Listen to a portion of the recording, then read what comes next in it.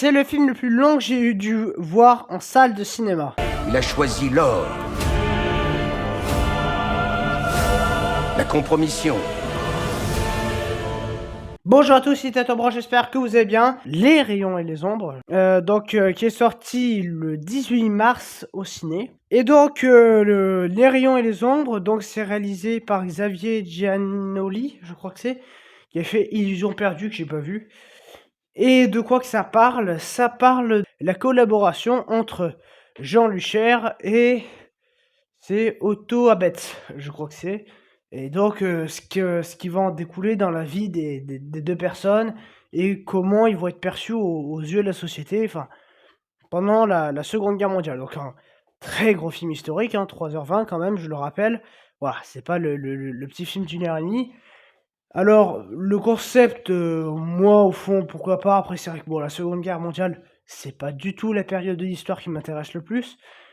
Mais bon, pourquoi pas. Puis bon, surtout Jean Dujardin, donc là, ça m'a motivé parce que quand il y a du jardin dans un film, il faut aller le voir. Déjà, il y a un soin esthétique, enfin, il y a vraiment une esthétique très soignée. On le voit, la photographie est plutôt très jolie et même tu sens que d'ailleurs, moi je félicite pour ça. Les reconstitutions, tu sens que voilà, ils ont pas fait dans la demi-mesure.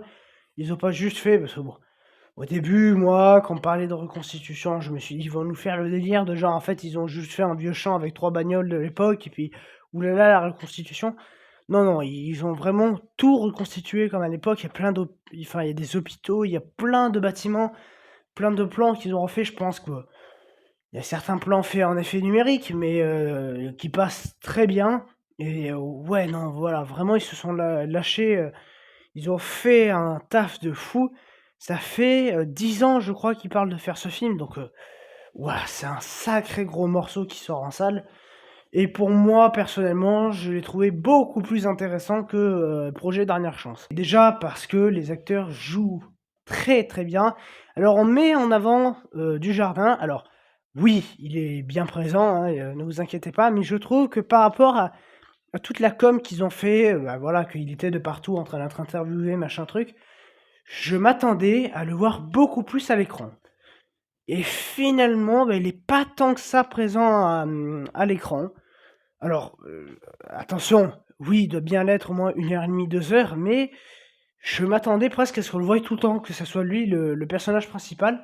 Corinne Lucher est beaucoup plus important parce que c'est elle qui va nous narrer tout le récit, en fait. Elle va être un peu la narratrice. Moi, je trouve que ça marche bien, en fait, voilà. C'est un film qui marche bien et on essaie de montrer un peu, comment tu perçu après la guerre.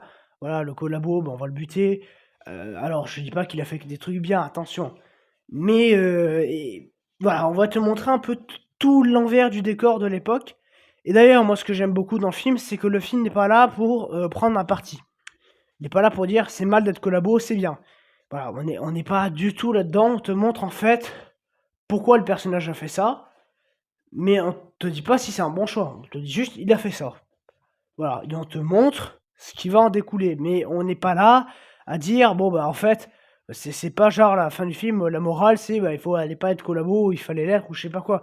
On est juste là pour te montrer en fait l'enfer que ça pouvait être parce que finalement, d'ailleurs c'est dit dans le film à un moment, lui il a été collabo, il a pu avoir de l'argent, faire des teufs, hein, il avait des grands repas, tout ça. Les autres qui étaient pas collabo, ils étaient un peu dans la misère, quoi.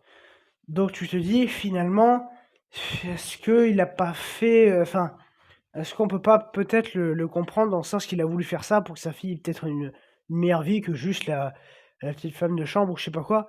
Et voilà, on te montre un peu tout, on te montre quand même que, voilà, il y a des choses qu'on cachait sous le tapis et je trouve ça très intéressant et puis surtout, ce qui est bien, c'est qu'on n'est pas là à te raconter toute la guerre. Il y a beaucoup de sous-lectures. Beaucoup de trucs que tu as en sous-lecture et que toi, en tant que spectateur, tu sais ce qu'il en découle, voilà. Tu sais que là, c'est les premiers actes de résistance, que machin, que truc. Mais c'est fait de manière habile. Moi, je trouve que ça marche plutôt bien. Et puis bon, voilà, les jeux d'acteurs, Dujardin, il est vraiment au sommet de son art et jouer un tel personnage, ouais, ça doit vraiment pas être facile pour lui.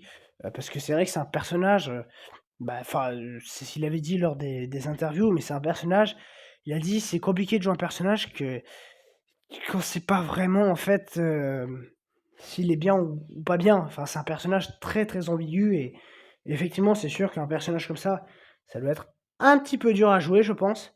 Et même alors je félicite aussi le jeu de l'actrice qui fait enfin, Corinne Lucher. Elle joue très, très bien aussi, je la connaissais pas cette actrice et vraiment, ouais, il y a eu un gros travail aussi de maquillage et tout et puis tu sens vraiment que c'était dur pour tous et voilà, moi je trouve ça très intéressant. Même celui qui joue Otto Abetz, il joue très, très bien, enfin tout le monde joue très bien et vraiment alors d'ailleurs le film, bon ça c'est peut-être le point que vous attendez que j'aborde. Est-ce qu'on se fait chier devant ce film de 3h20? C'est vrai qu'on se dit 3h20 sur ça, surtout qu'il doit pas avoir de scènes d'action. Alors je vous rassure, il y en a absolument pas. Il y a pas du tout de scènes d'action. C'est vrai qu'on se dit que quand même 3h20 devant, on doit se dire: «Putain, qu'est-ce que ça va être chiant» et finalement, je trouve qu'on sent pas trop le récit passer. La musique aussi est pas mal, même si bon, c'est pas non plus la musique du siècle, hein, mais elle fonctionne très bien. Il y a un bon travail sur le son aussi, parce qu'on entend les bombardements, tout ça et je trouve que les costumes aussi sont magnifiques. Il y a beaucoup de très, très beaux costumes, les reconstitutions marchent bien et voilà, c'est une histoire que finalement tu as «plaisir», entre gros guillemets, mais tu es content de savoir la vérité et de voir autre chose que juste les combats ou les nazis, les machins. De voir un petit peu plus le système de collabo qui a jamais été vraiment montré au cinéma. Donc heu, donc voilà, je voulais pas traîner plus longtemps dessus. Moi, je vous invite à aller le voir en salle de cinéma. C'est un très, très, très bon film, enfin le voir tout court. Je peux comprendre qu'il y en a certains que ça freine d'aller au cinéma pendant 3h20, surtout qu'il y a pas encore les vacances et que le film, il risque de plus être en salle pour les vacances. Donc voilà, moi je vous le conseille vraiment. Abonnez-vous, laissez un like, mettez en commentaire ce que vous avez pensé de ce film et donc nous on se retrouve, très bientôt pour la critique de, They Will Kill You. Allez, ciao.